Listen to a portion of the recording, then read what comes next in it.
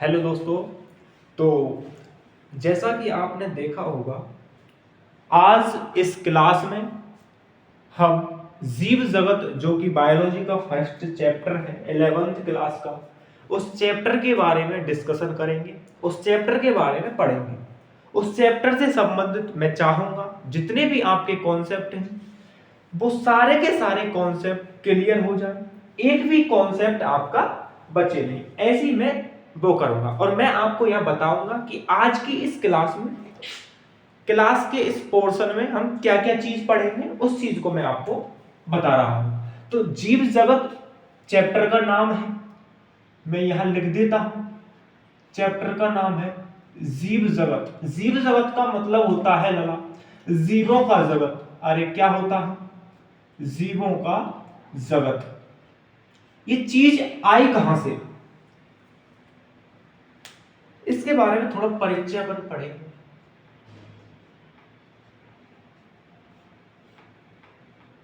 इसके बारे में परिचय अपन पढ़ें। बहुत सारे यूट्यूब पर बहुत सारी क्लास हैं और बहुत सारे स्कूलों में आपको बताया गया होगा, पढ़ाया गया होगा। मैं ये नहीं कह रहा और टीचर गलत पढ़ाते हैं, लेकिन हाँ पढ़ाते हैं। हर टीचर का पढ़ाने का एक अलग तरीका होता है, बट लेकिन मैं यहां पढ़ाऊंगा जिस हिसाब से मैं समझाऊंगा, मुझे ऐसा लगता है आपको कहीं समझाने को समझने को नहीं मिलेगा। तो ध्यान से आप ध्यान दीजिए। जैसा हमारे इस चैप्टर की हेडिंग है कि जीव जगत, जीव और जगत दो चीज है इसमें। एक तो है लगा जैसा कि इसकी हेडिंग है और ये लिख रहा है जीव और ये लिख रहा है जगत, ये लिख रहा है जगत। इसका मतलब क्या है और ये बना कैसे? जीव जगत का अर्थ है कि जीवों का जगत। इसमें बहुत सारे जीव पाए जा रहे हैं इस जगत में और बहुत सारे जीवों से मिलकर ये बना है। बहुत सारे इससे मिलकर, इससे यानी इस जीव से मिलकर, ये बहुत सारे जीवों से मिलकर ये जगत बना हुआ है। तो ये कहां से बना और कैसे बना, उस चीज को मैं समझाऊंगा। हमारी पृथ्वी पर बहुत सारे जीव जंतु, वैज्ञानिकों का ऐसा मानना है कि हमारी इस पृथ्वी पर जीवों की लगभग, जीवों की और पादपों की लगभग 7.1 से लेकर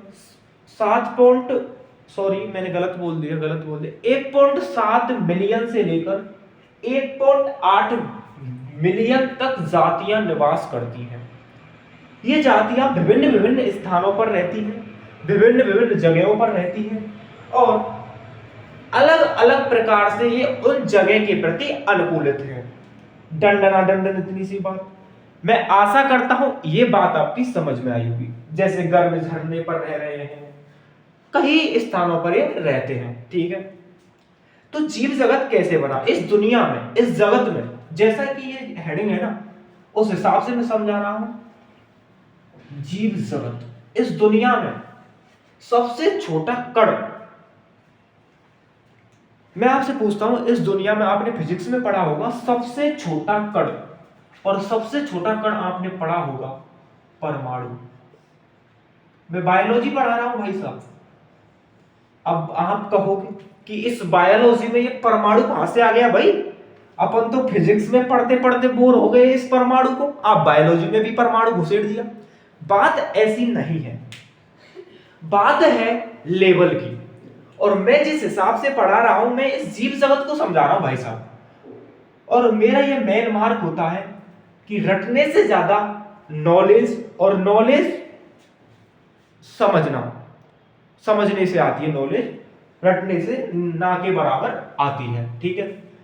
तो इस दुनिया में, इस जीव जगत में सबसे छोटा जो कण है वो परमाणु है।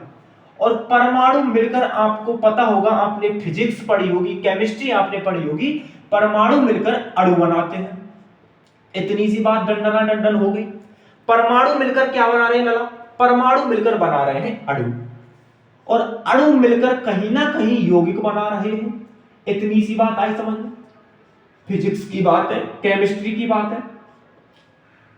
परमाणु सबसे छोटा कण है इस जीव जगत का, इस दुनिया में सबसे छोटा कण यही है। ये मिलकर अणु बनाता है, अणु मिलकर यौगिक बनाता है, और यौगिक मिलकर बनाता है लला, बायोलॉजी की भाषा में समझा रहा हूं, कोशिकांग। अरे क्या बनाता है बच्चा?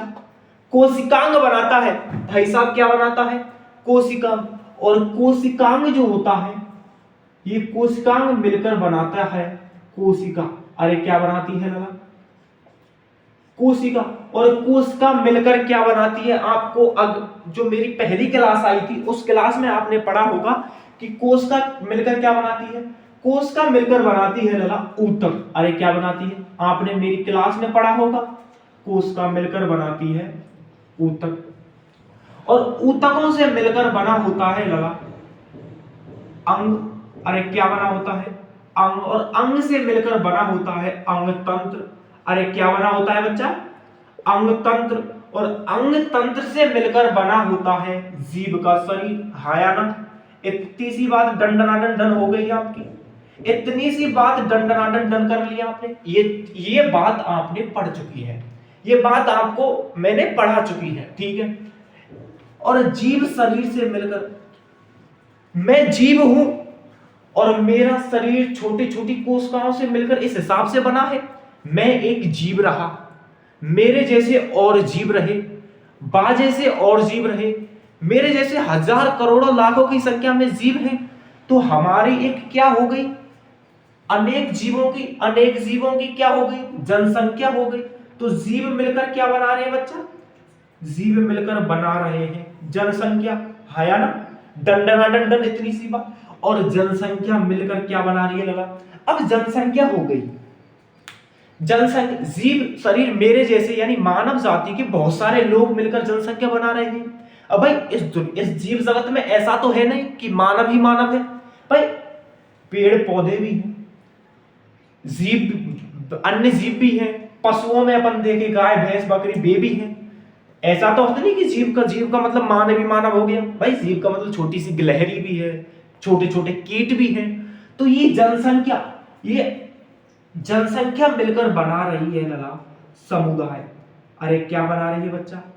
समुदाय बना रही है। और समुदाय मिलकर बनाता है लगा पारिस्थितिक तंत्र। कौन क्या बनाता है? पारिस्थितिक तंत्र। डंडनाडंडन, इतनी सी बात भाई।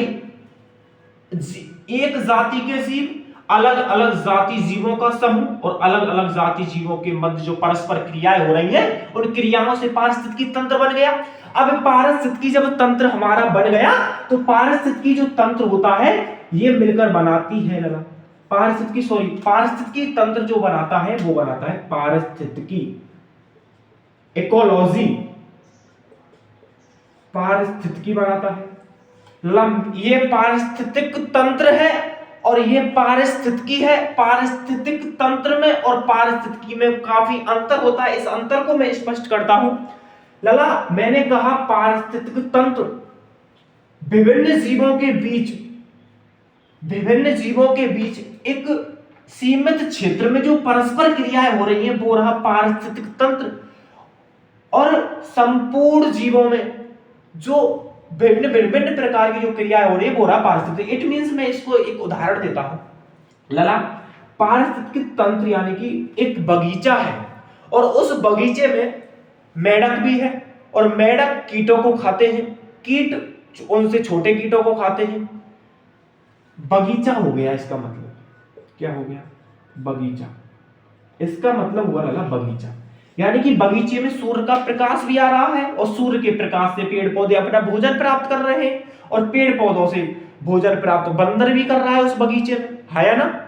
बंदर पेड़, बगीचे में फलों का पेड़ होगा, बंदर उन फलों को खा रहे हैं, और उसमें मेंढक भी है, कीट भी है। तो परस्पर क्रिया हो रही है सजीव और अजीव के, निर्जीव के बीच। डंडनाडंड, निर्जीव है सूर्य का प्रकाश, सूर्य के प्रकाश से पेड़ पौधे सजीव है, वो क्रिया करके प्रकाश संश्लेषण द्वारा भोजन बना रहे हैं। तो इस हिसाब से ये एक छोटे से क्षेत्र के लिए आता है, और छोटा सा क्षेत्र आप बगीचा मान सकते हैं। और पारिस्थितिकी, ये संपूर्ण जो जगत है ये पारिस्थितिकी में आता है। इतनी सी बात आपकी डंडनाडन डन हो गई, ठीक है। अब ये संपूर्ण जगत में कैसे आया कि बगीचे में सूर्य का प्रकाश आ रहा है, तो उसका उपयोग केवल और केवल वो पेड़ पौधे कर रहे हैं प्रकाश संश्लेषण की क्रिया में। और पारिस्थितिकी में यदि पूरे संपूर्ण हमारे पृथ्वी पर प्रकाश आ रहा है तो उसका उपयोग हम भी कर रहे हैं, कहीं ना कहीं बंदर भी कर रहा है, कहीं ना कहीं अन्य जीव भी कर रहे हैं, डंडन पेड़ पौधे भी कर रहे हैं, तो उसके लिए आता है पारिस्थितिकी। इतनी सी बात आपकी क्लियर हो गई ऐसी मैं आशा करता हूं, और कोई भी डाउट हो तो आप कमेंट बॉक्स में बता सकते हैं। ठीक है जी।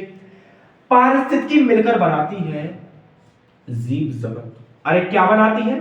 जीव जगत, जिसका झोल यहां चल रहा था 1 घंटे से, उस झोल ऐसे मिलकर बनता है डंडना डंडन। इतनी सी बात आपकी समझ में आ गई। इतनी सी बात को आप समझ लीजिए कि परमाणु इस जीव जगत का सबसे छोटा कण होता है। परमाणु अणु बनाता है, अणु से यौगिक बने होते हैं, यौगिक से कोशिकांग, कोशिकांग से कोशिका, कोशिका से ऊतक, ऊतक से अंग, अंग से अंगतंत्र, और अंगतंत्र से जीव शरीर, और जीव शरीर से जनसंख्या, और जनसंख्या से समुदाय, समुदाय से पारिस्थितिकी तंत्र, पारिस्थितिकी तंत्र से पारिस्थितिकी, और कहीं ना कहीं जीव जगत ऐसे बना हुआ है। तो इतनी सारी प्रोसेस के बाद ये जीव जगत बनता है। डंडना डंडन हो गया। इतनी सी बात आपकी डंडना डंडन हो गई। इतनी सी बात को आप समझ चुके होंगे, ऐसी मैं दुआ करता हूं, ऐसी मैं आशा करता हूं। इतनी सी बात आपकी क्लियर हो गई। ठीक है जी।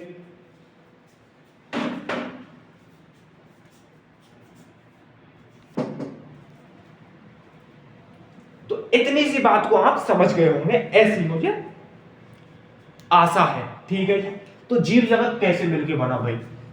ये जीव जगत है, संपूर्ण जीव जगत है, इसमें सबसे छोटा कण परमाणु है, उसी से मैंने जीव जगत बना दिया। इतनी सी बात आपकी डंडना डंडन हो गई। ठीक है। अब हम पढ़ेंगे लगा कि भाई इसमें हमने नए नए वर्ड पढ़े हैं, और नए नए वर्ड, इसमें जनसंख्या कहां से आ गई भाई? इसमें भाई समुदाय कहां से आ गया? पारिस्थितिकी तंत्र कहां से आ गया? पारिस्थितिकी ये कहां से आ गए भाई? हमने यहां से लेकर पढ़ा था भाई, यहां से ये चीज पढ़ी थी, आपने ये कहां से जोड़ दी भाई साहब? आप मेरे से बोलोगे कि भाई साहब आपने ये चीज कहां से जोड़ दी? भाई हमने तो इतना, हमारे सर ने तो इतना पढ़ाया था, इतना पढ़ाया था हमारे सर ने, यहां से लेकर यहां तक आपने ये एक्स्ट्रा चीज कहां से लाए भाई ढूंढ के? तो मैं इस हिसाब से जो जीव जगत है ना, उस चीज को आपको समझा रहा हूं कि इस दुनिया में सबसे छोटा कण परमाणु है, और सबसे बड़ा जीव जगत बना कैसे, तो उस प्रोसेस को मैंने आपको समझा दी। इतनी सी बात आप नोट कर लीजिए, कहीं लिख लीजिए, इतनी सी बात आप डन कर लीजिए। ठीक है जी। अब हमारा तो मेन टॉपिक आता है, आपने जीव जगत के बारे में, जीवों से मिलकर, अब जीव ही क्या है भाई? जीव जगत तो पढ़ लिया, ऐसे बनता है जीव जगत, लेकिन ये जीव का है, जीव का है, तो उस चीज को अपन समझेंगे। तो मैं इसको साफ कर रहा हूं, और मैं ऐसी आशा करता हूं कि आपने ये लिख लिया होगा इतनी देर में। ठीक है जी।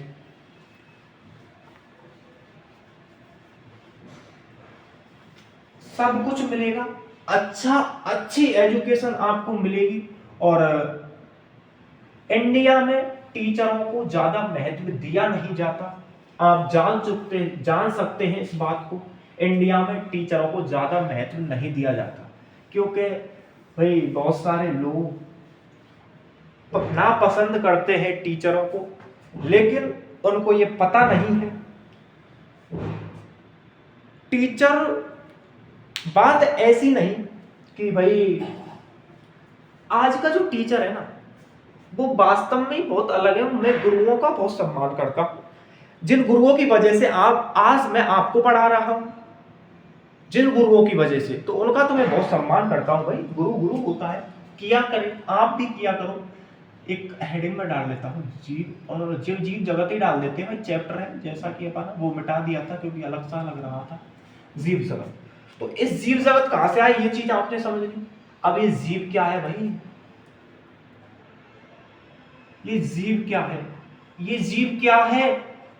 जीव क्या है? क्या मैं इसको तंत्र बोल सकता हूं कि जीव भाई तंत्र है? क्या तंत्र बोल सकता हूं कि जीव तो भाई एक तंत्र है? अब आप बोलोगे कि भाई तंत्र तो वो होता है जैसे पाचन तंत्र हो गया, उत्सर्जन तंत्र हो गया, ये है तंत्र। ये जीव कहां से तंत्र हो गया? मैं एक जीव हूं, मैं एक कौन? जीव हूं, और मेरे अंदर क्रिया हो रही है पाचन की, और वो पाचन की क्रिया कहां पर हो रही है? पाचन तंत्र में हो रही है। और वो पाचन तंत्र भी तो किसी तंत्र में पाया जाता होगा भाई, पाचन की क्रिया तो पाचन तंत्र में हो रही है। अब पाचन तंत्र की क्रिया पाचन तंत्र में, तो पाचन तंत्र तो भी कहीं उपस्थित होगा, डंडना डंडन। तो जीव एक तंत्र है। जीव क्या है? एक तंत्र है। और जीव कैसा तंत्र है इसको मैं बताऊंगा। तो ऐसा तंत्र, आप जीव की परिभाषा नोट कीजिएगा, ऐसा तंत्र जिसमें जनन, उत्सर्जन, पाचन, जनन, उत्सर्जन, पाचन, उत्तेजना आदि ये सभी क्रियाएं होती हैं।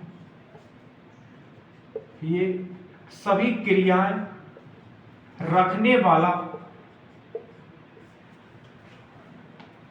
जीव एक ऐसा तंत्र है जिसमें जनन, उत्सर्जन, पाचन आदि क्रियाएं होती हैं, या आदि क्रियाएं जिसमें स्वतः ही आदि क्रियाएं जिसमें स्वतः होती है।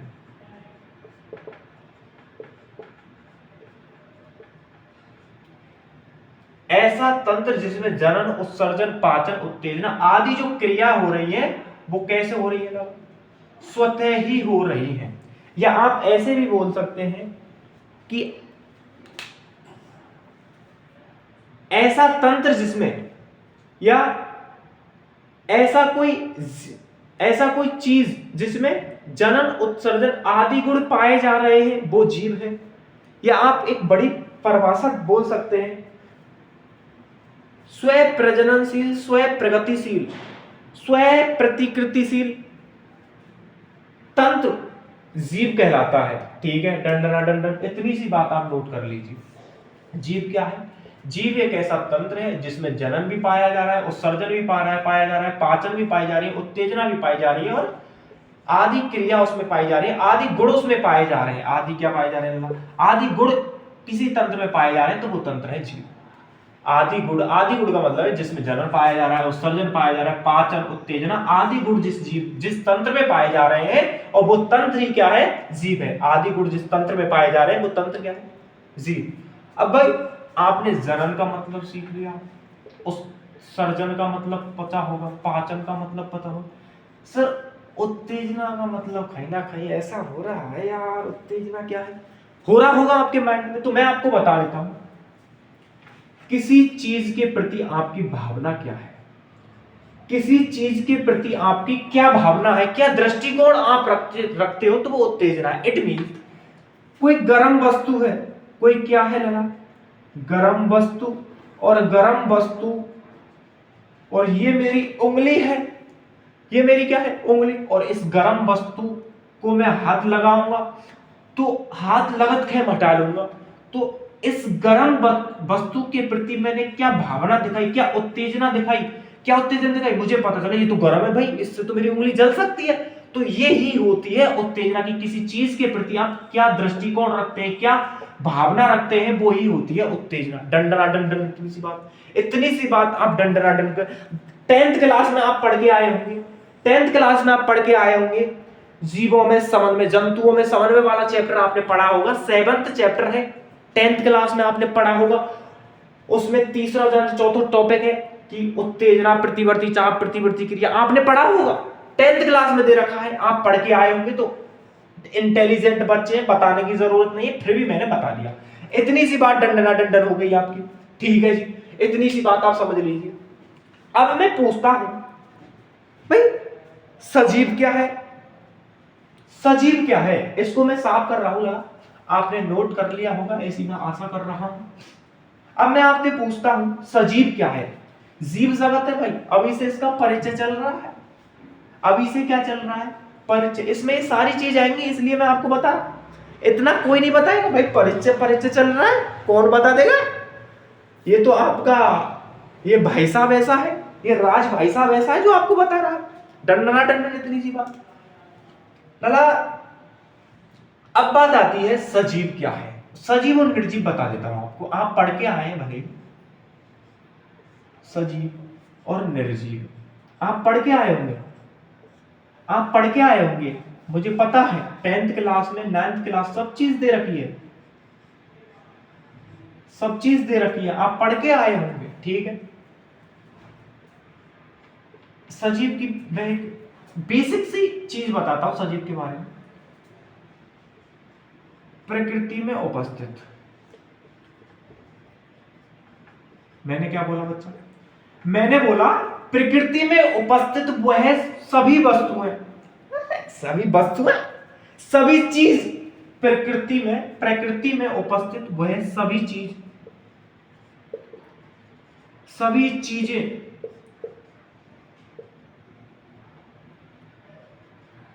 अरे यार, जिनमें जीवन व्याप्त है या जिनमें जीवन पाया जाता है। आप क्या समझे बच्चा, आप इतनी सी बात समझे कि प्रकृति में उपस्थित वे सभी चीजें प्रकृति में उपस्थित वे सभी चीजें जिनमें क्या पाया जाता है, जीवन पाया जाता है, वो सजीव है। एक कॉमन सी बात है, बहुत बेसिक बात है, आप नोट कर लीजिए इस बात को कि प्रकृति में उपस्थित वे सभी चीज है जिनमें जीवन पाया जाता है, वो सजीव है। प्रकृति में उपस्थित वो चीज जिसमें जीवन पाया जाता है, वो सजीव। इतनी सी बात आप नोट कर लीजिए, डन हो गया होगा, ऐसी मैं आशा कर रहा हूं। इतनी सी बात क्लियर हो गई। अब निर्जीव क्या है, निर्जीव के बारे में अपन और इसका उल्टा कर देंगे कि प्रकृति में उपस्थित वह चीज जिसमें जीवन नहीं पाया जाता, निर्जीव। यानी कि प्रकृति में उपस्थित लिखना पड़ेगा क्या बच्चा, प्रकृति में उपस्थित। इतना तो समझ ही सकते हो यार, इतने बड़े लेवल पर आ गए भाई, 11th क्लास में पहुंच गए, इतना तो आप लिख सकते हो कि प्रकृति में उपस्थित, प्रकृति में क्या उपस्थित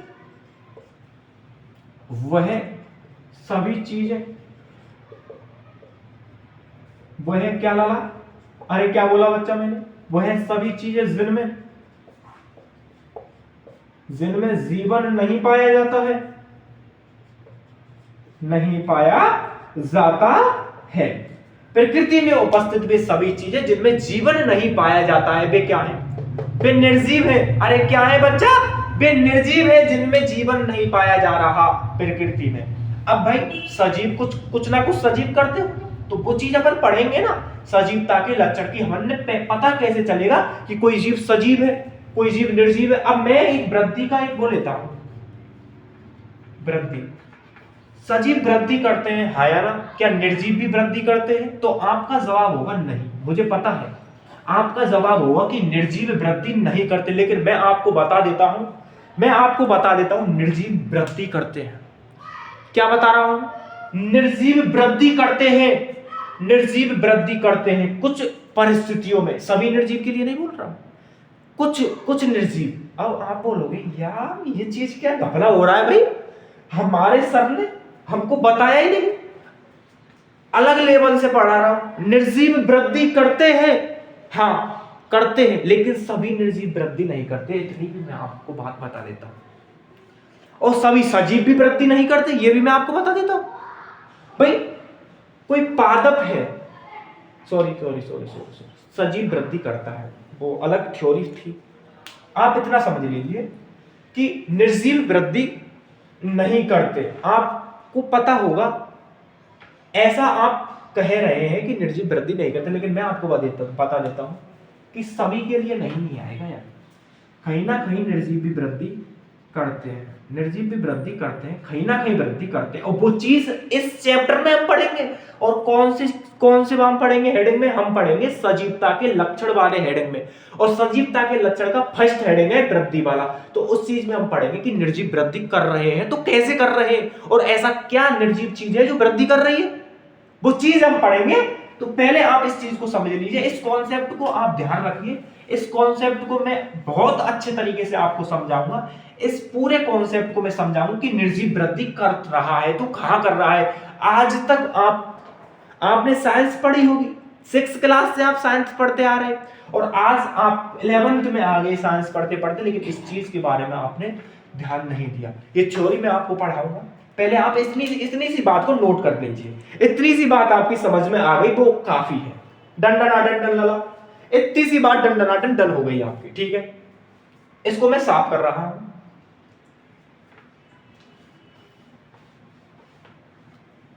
मैं आशा करता हूं कि ये बात आपके भेजे में बैठ गई हो, सजीव और निर्जीव क्या है। ठीक है बच्चा, इतनी सी बात बच्चा आपकी समझ में आई, इतनी सी बात आपकी समझ में आई। डंडना डंडन, एक शब्द दे रखा है जैव विविधता हमारे इस भाग में, इस चैप्टर में जैव विविधता क्या दे रखा है ना, जैव विविधता। तो मैं आपको पूछता हूं ये शब्द है क्या? जैव विविधता, जैव विविधता, ये शब्द सुना सुना सा लग रहा है। जैव का अर्थ क्या हो गया भाई? कहीं ना कहीं प्रकृति में जो चीज पाई जा रही है वो हो गया। जैव का अर्थ जीव लिख सकते हैं, डंडना डंडन हो गया। अरे विविधता का मतलब क्या है भाई? विविधता का अर्थ क्या है? विविधता का अर्थ कहीं ना कहीं भिन्नता है, कहीं ना कहीं भिन्नता है। विविधता का भिन्नता। तो आपको रिलेशन समझ में आया? रिलेशन क्या आया समझ में? ये रिलेशन के बीच में आया, क्या समझ में आया? जीव भिन्नता, जीव भिन्नता, जीव भिन्नता, जीवों में पाई जाने वाली विविधता, जीवों में पाई जाने वाली विविधता यानी भिन्नता। जीवों में पाई जाने वाली विविधता या भिन्नता ही जैव विविधता है। डंडना डंडन कैसे भाई? जीवों में पाई जाने वाली विभिन्नता ही जैव विविधता है। हमारी पृथ्वी पर, मैंने फर्स्ट में आपको बताया था कि वैज्ञानिकों के अनुसार हमारी पृथ्वी पर, और खोज चल रही है, 1.7 से लेकर 1.8 मिलियन तक जीव उपस्थित है। और इन सभी जीवों में अलग अलग विशेषताएं होंगी। अलग अलग क्या होंगी? विशेषता लिख लो आप, विशेषता लिख लो आप। अलग अलग विशेषता पाई जा रही हो, और इन अलग अलग विशेषता को ही तो हम भिन्नता कह रहे हैं, विविधता कह रहे हैं। अर्थात हमारी पृथ्वी पर अनेक जीव पाए जाते हैं, करोड़ों लाखों की संख्या में जीव पाए जा रहे हैं। उन जीवों में पाई जाने वाली अलग अलग जो विशेषताएं होती हैं, उन विशेषता को ही हम कहीं ना कहीं विविधता कह रहे हैं। तो जैव विविधता का अर्थ आपकी समझ में आ गया। जीवों में पाई जाने वाली अलग अलग विशेषता क्या कहलाती है? जैव विविधता कहलाती है। कहीं ना कहीं भिन्नता, यानी जीवों में पाई जाने वाली अलग अलग भिन्नताएं जो होती है। जैसे कि मैं आपको समझा देता हूं, आप शाकाहारी हो, आप कौन हो? शाकाहारी। तो आप नॉनवेज चीजों को खाओगे, डंडना डंडन, इतनी सी बात। लेकिन कुत्ता, कुत्ता मांसाहारी होता है, प्योर मांसाहारी होता है ये कुत्ता भाई, ये कुत्ता प्योर मांसाहारी होता है, ठीक है। तो ये मांस वाली चीजों को खाएगा। जैसे कि आप लिख लो यार, शेर लिख लो, चीता लिख लो यार। तो ये भी जीव है और हम भी जीव है। तो हम में, इसमें और हम में अलग अलग भिन्नता पाई जा रही है कि ना पाई जा रही? पाई जा रही है। क्यों? ये मांस खा रहा है, हम फल फ्रूट खा रहे हैं भाई, डंडना डंडन हो रहा है। तो कहीं ना कहीं हम में और इसमें बहुत अलग विशेषता है। ये तो भैया 112 किलोमीटर प्रति घंटा की रफ्तार से प्रति 112 किलोमीटर प्रति घंटा की रफ्तार से दौड़ता है भाई। ये 112 स्तनधारियों में सबसे तेज दौड़ता है ये भाई साहब। इसने रिकॉर्ड बना डाला, और रिकॉर्ड क्या बना डाला? 112 किलोमीटर प्रति घंटा की रफ्तार से ये भाई साहब दौड़ रहे हैं। कौन? चीता भाई साहब। 112 सभी स्तनधारियों में सबसे तेज दौड़ने वाला जानवर है। पूछा जा सकता है, आप जीके पढ़ रहे हो, किसी की तैयारी कर रहे हैं, तो उसमें पूछा जाता है ये चीज, करेंगे तो आप नोट कर लेना बगल में क्या जा रहा है आपका। सोशल साइंस में 10वीं में आप पढ़ के आए होंगे इस चीज को, ठीक है। डंडना डंडन हो गया, डंडना डंडन हो गया। तो अलग अलग विशेषता हमें पाई जा रही है, इसलिए अलग अलग भिन्नता सभी जीवों में पाई जा रही है, इसलिए विविधता शब्द आया इस चैप्टर के अंदर। एक चीज, एक नोट में आपको लिख रहा हूं, उस नोट को आप समझना, उस लाइनों को आप समझना। परिचय में ही चल रहा है जीव जगत के, और वो नोट में आपको लिख रहा हूं, और वो चीज में आपको लिख रहा हूं। क्या लिख रहा हूं? कि प्राचीन काल से ही, मैं क्या लिख रहा हूं, बच्चा ध्यान देना, बच्चा ध्यान देना कि प्राचीन काल से ही, क्या बोला मैंने क्या बोला, ध्यान दिया आपने। मैं कह रहा हूं लला प्राचीन काल से ही, प्राचीन काल का मतलब है बहुत पुराने समय से ही, ठीक है। प्राचीन काल से ही सजीव जो होते हैं ना, सजीव, प्राचीन काल से ही सजीव, प्राचीन काल से ही सजीव जो होते हैं वो निर्जीव, अबे यार, वो निर्जीव वस्तुओं के प्रति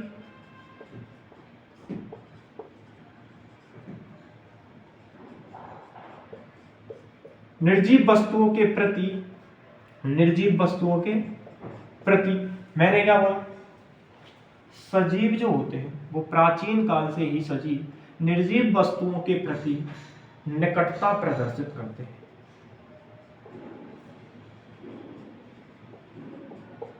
निकटता प्रदर्शित करते हैं, इसका मतलब क्या है, आप समझिए इसका मतलब।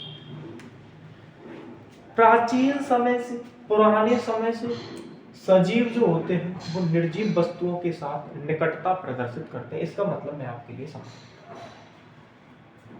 मैं सजीव हूं, इस बात को आप मानते हो, दंडना दंडन मानते हो, बिल्कुल मानते हो कि मैं कौन हूं लला, मैं सजीव हूं, और मैं सजीव हूं, और ये जो बोर्ड आपको दिख रहा है जिसपे मैं आपको पढ़ा रहा हूं, ये जो मार्कर जिससे मैं आपको पढ़ा रहा हूं, क्या ये निर्जीव है या ना, ये लकड़ी का बना है, कहीं ना कहीं ये लकड़ी का बना है, और कैसी लकड़ी का बना है, कैसी लकड़ी का बना है भाई, मृत लकड़ी का बना है, मर गई भाई, वैसे लकड़ी पादप होती है, पादप सजीव होता है, लेकिन ये तो मर गई भाई, ये फिलहाल बोर्ड निर्जीव है, आप समझिए, फिलहाल बोर्ड निर्जीव है, और मैं एक सजीव हूं, और इसमें लिखा है कि सजीव जो होते हैं वो प्राचीन काल से निर्जीव वस्तु के प्रति निकटता प्रदर्शित कर रहे हैं, तो कर रहा हूं कि नहीं कर रहा भाई, बोर्ड नहीं होता तो मैं आपको पढ़ा नहीं पाता, कैसे पढ़ाता भाई, मार्कर नहीं होता कैसे पढ़ाता, निर्जीव वस्तुओं का सहारा ले रहा हूं कि नहीं ले रहा। तो इस लाइन का अर्थ है कि सजीवों को यदि निर्जीव वस्तुएं नहीं मिले ना, तो सजीवों का जो जीवन है, सजीव को यदि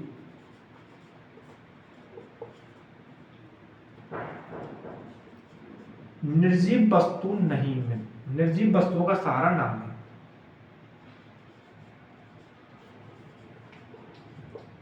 वस्तुओं का सहारा यदि ना ले, तो सजीवों का जीवन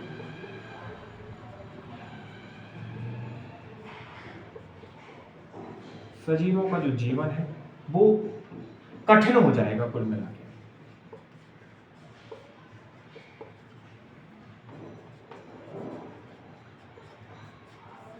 ठीक है, कठिन हो जाएगी, इस बात को आप मानते हो भाई, मैं तो मानता हूं भाई, इस बात को मैं तो दंडन मानता हूं। सजीव को यदि निर्जीव वस्तुओं का सहारा ना लेना पड़े तो सजीवों का जीवन कठिन ही नहीं भाई सर, सजीव चल बसेंगे, सत्य बता रहा हूं, क्यों चल बसेंगे भाई, पानी निर्जीव है, इस बात को आप मानते हो, जल निर्जीव है, हाँ या ना, हाँ, इसका सहारा यदि ये सजीव भाई साहब नहीं लेंगे तो इनकी तो भैया ये तो पहुंच जाएंगे, कहां पहुंच जाएंगे, जहां आप समझ रहे हो भाई पहुंच जाएंगे भाई साहब, इनका सब खेल हो जाएगा, यदि इन्होंने जल का सहारा नहीं लिया तो भाई साहब खेल खत्म है। आप इस बात को भली भांति जानते हैं, आप होशियार बच्चे हो, इंटेलिजेंट बच्चे हो, आपको मैं बताऊंगा नहीं कि कहां पहुंच जाएंगे, आप समझ गए हो, क्योंकि आप इंटेलिजेंट बच्चे हो, और इंटेलिजेंट बच्चा वह होता है जो बिना बताए फीलिंगों को समझ जाता है। दंडना दंडन, इतनी सी बात को आप दंडना दंडन कर लीजिए प्यारे बच्चे, इतनी सी बात को आपने दंडना दंडन करी बेटा जी, इतनी सी बात आप लिख लीजिए, हो गया मामला सेट। इस चीज में आप मामला सेट कर लो, बाबू ने इतनी सी बात सेट करी, इतनी सी बात को समझा बाबू, इतनी सी बात को जब आप समझ गए हो तो आप अच्छे बच्चे हो गए। अब अच्छे बच्चे होने का मतलब यही नहीं है कि इतनी सी बात आपने सुन ली तो उसी में अच्छे हो गए भाई, और भी तो बात है इस चैप्टर में, तो इस चीज को आप नोट कर लिया होगा, ऐसी मैं आशा करता हूं। दंडना दंडन हो गया मामला। मामला सेट हो गया। इतनी सी बात आप समझ गए। ये रहा बेसिक बात। अब तक जो बात मैंने की वो बेसिक बात थी इस चैप्टर को समझने के लिए।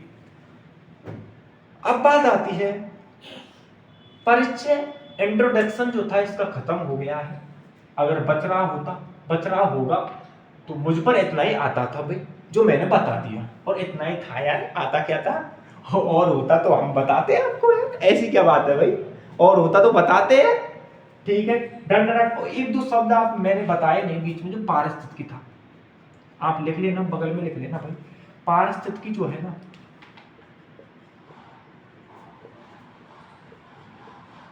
पारिस्थितिकी यानी इकोलॉजी। इकोलॉजी के जो पिता है, जो फादर है, वो हैकल भाई साहब है, हैकल है।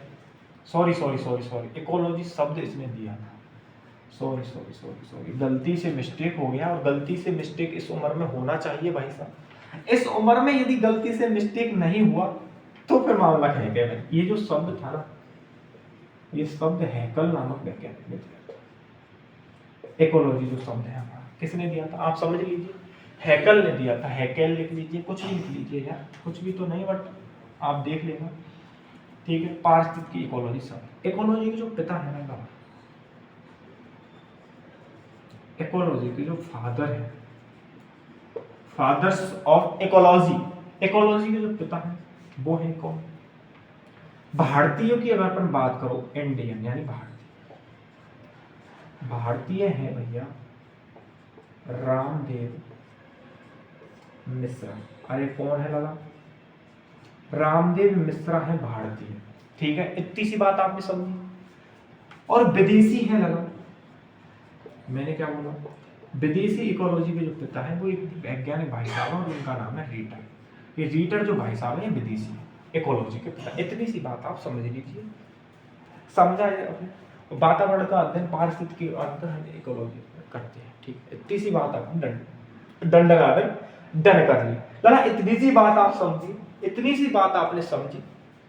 ठीक है, अब अपन पढ़ते हैं। मैंने आपको बताया सजीव और निर्जीव, और उनमें एक कॉन्सेप्ट भी मैंने आपको ध्यान रखने को कहा था। वो कॉन्सेप्ट था क्या था भाई?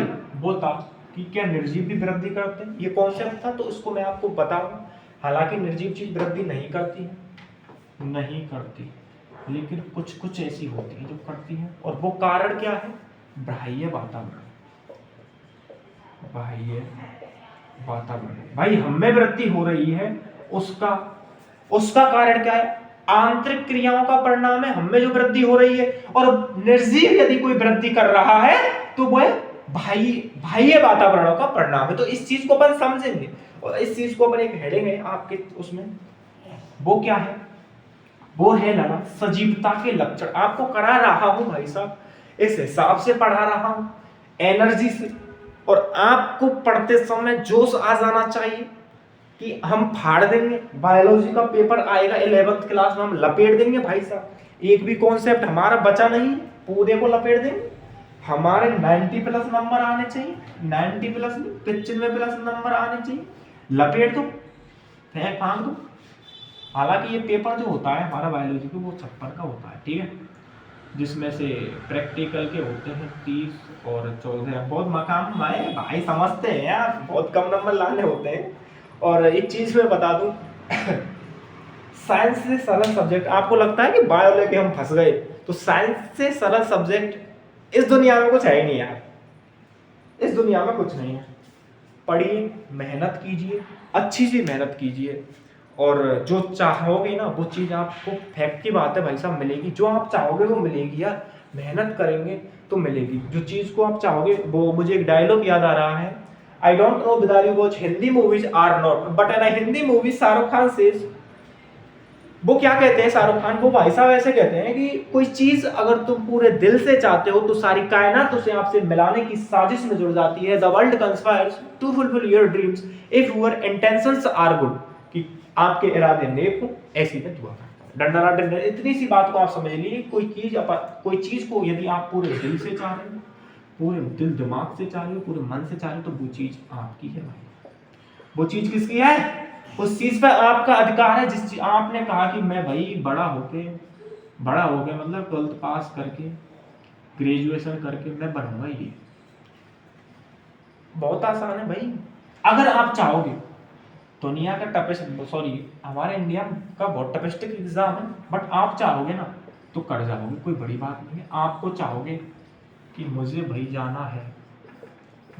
जाना है इस फील्ड में, कर जाओगे, कोई ज्यादा बड़ी बात नहीं है।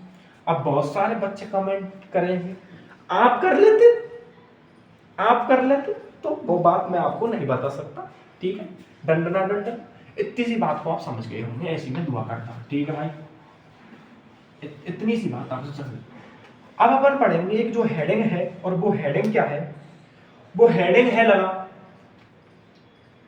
सजीवता के लक्षण।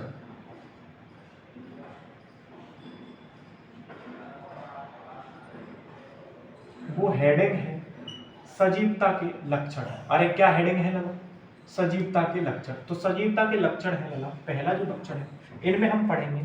जो पहला लक्षण है वो कॉन्सेप्ट था वृद्धि, जो कॉन्सेप्ट हमारा हम बताने बाकी था, वृद्धि।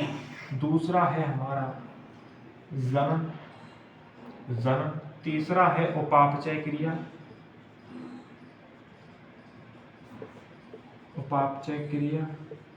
चौथा कौन सा है बे? चौथा है हम जो वो कर रहे हैं ना, सॉरी मुझको ध्यान नहीं आ रहा भाई। चौथा कौन सा है? निश्चित